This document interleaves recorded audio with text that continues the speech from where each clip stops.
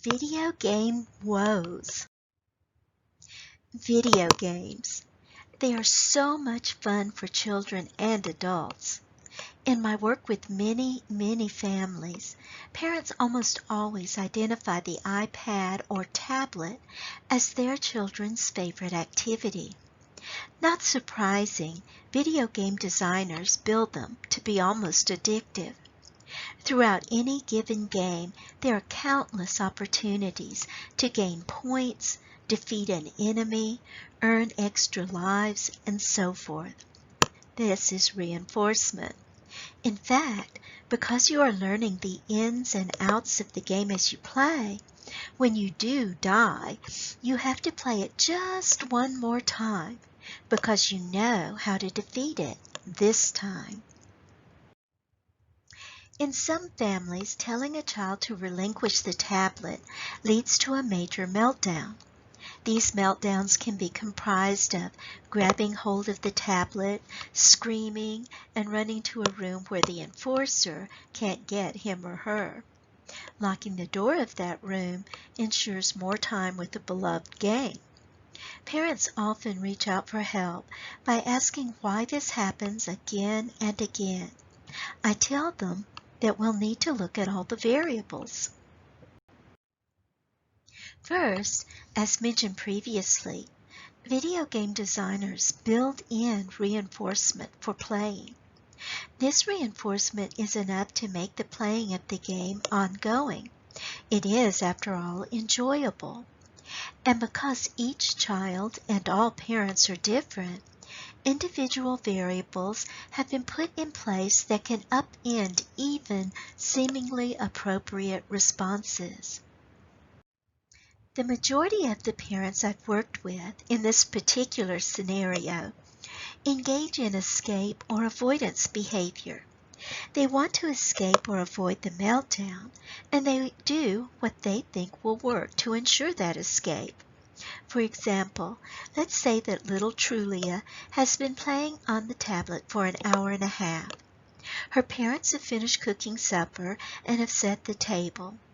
Trulia has just reached a turning point in the game and is about to beat the next nemesis. Then Dad calls, "Trulia, put away the tablet and get ready for supper." At first, Trulia pretends as if she didn't hear her dad at all and continues playing, but turns her back to the kitchen. So she did hear. Her dad walks over and stands in front of her and, with hand outstretched, demands the tablet. Trulia responds by jumping up, running past her dad, and screaming, "I'm almost finished." Her dad tells her she can play 10 more minutes and then she'll have to turn over the tablet.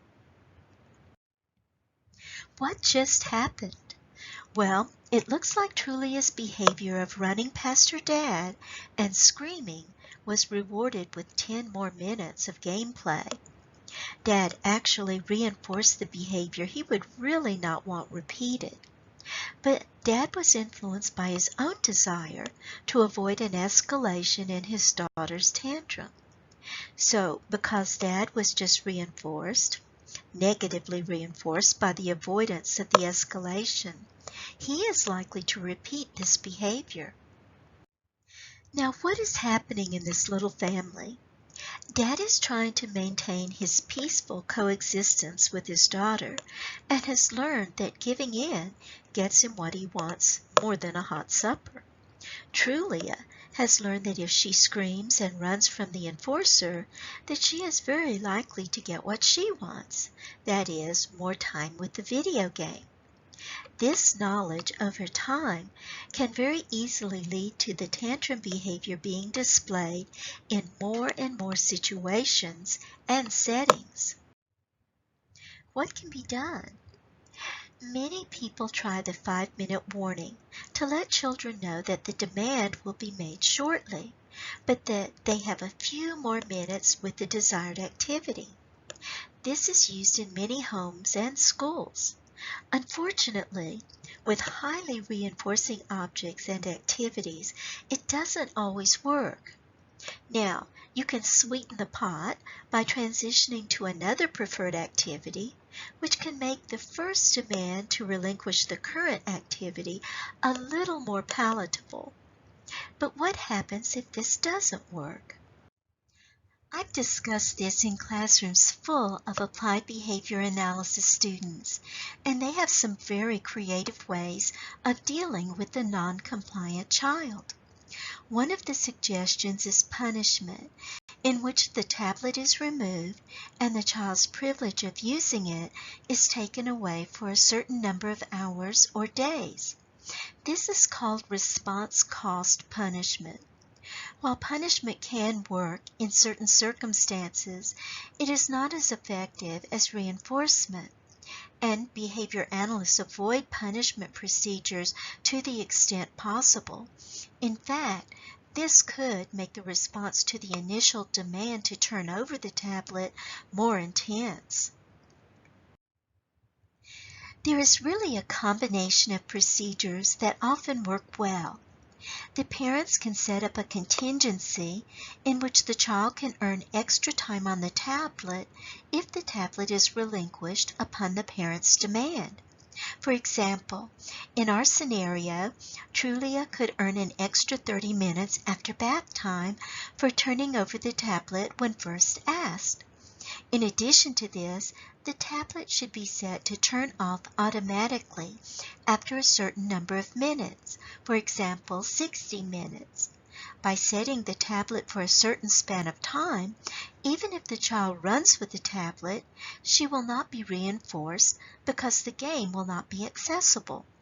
Caveat: when setting up such a contingency, it must be done ahead of time, not when the demand to turn it over is made. When the game turns off automatically, the child may initially engage in tantrum behavior. That is when the parents have to maintain a calm and pleasant demeanor and act like they don't even notice the behavior emanating from their child. To be in control of the situation, the parents need to be in control of their own responses and emotions. Tantrums should not set the stage for negotiation. While the parents engage in pleasant conversation about anything but what is going on at the moment with their child, they should be covertly monitoring her behavior to make sure she doesn't injure herself. Over just a little time, especially with the promise of extra time on the tablet for relinquishing the tablet on demand, you will soon have control over the meltdowns. As an alternative to earning more game time, parents can keep a treasure box of little items from which the child can choose if she turns over the tablet on demand. Just make sure the little treasures are things the child values. Thank you for watching today. If you have questions or you have a topic that you'd like me to discuss, please email me at harna@understandingyourchildsbehavior.com. I always maintain my viewers' confidentiality. And if you have a moment, please check out my website at understandingyourchildsbehavior.com. I look forward to hearing from you.